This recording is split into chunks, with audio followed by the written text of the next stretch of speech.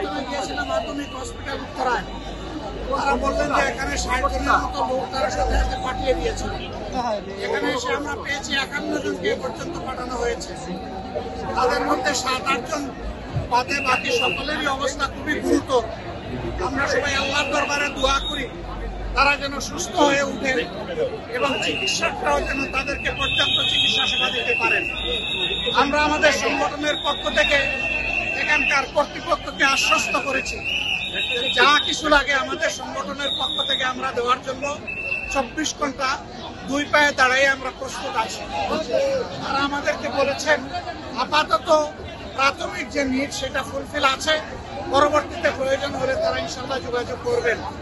আমরা দেশবাসীর কাছে দোয়া চাই এই যে সন্তানেরা এখন জীবন মৃত্যুর সন্ধিক করে আছে, আল্লাহ যেন তাদের সবাইকে সুস্থতা দান করে, আল্লাহ যেন তাদের গার্জিয়ানদেরকে ধৈর্য ধরার তৌফিক দান করে, যারা দুনিয়া থেকে বিদায় নিয়েছে তাদেরও গার্জিয়ানদেরকে যেন আল্লাহ ধৈর্য ধরার তৌফিক দান করে।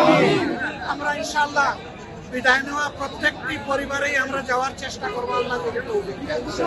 এখানে আপনারা দেখতে পাচ্ছেন আমার পাশে বাংলাদেশ জামাতে ইসলামীর সেক্রেটারি জেনারেল সাবেক এমপি অধ্যাপক মিয়া গুলাম পরোয়ার আছেন, তার পাশে ঢাকা মহানগরী আমির কেন্দ্রীয় নির্বাহী পরিষদ সদস্য জনাব নুরুল ইসলাম বুলবুল আছেন, ওইদিকে ঢাকা মহানগরী উত্তরের আমির এবং নির্বাহী পরিষদ সদস্য জনাব সেলিমউদ্দিন আছেন।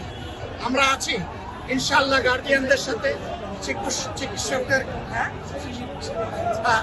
গার্জিয়ান এবং চিকিৎসকদের সাথে আমরা লেগে থাকবো, গায়ে গায়ে লেগে থাকবো তাদেরকে সহযোগিতা করার জন্য।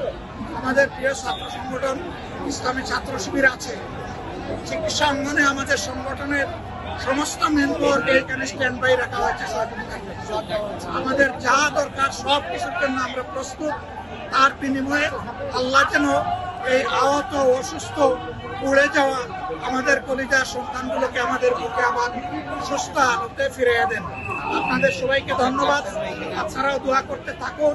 সকলের দোয়ার বরকতে বলেছি ভাই, সকলের দোয়ার বরকতে আল্লাহ যেন তাদেরকে সুস্থ করে দেন। আসসালামু আলাইকুম।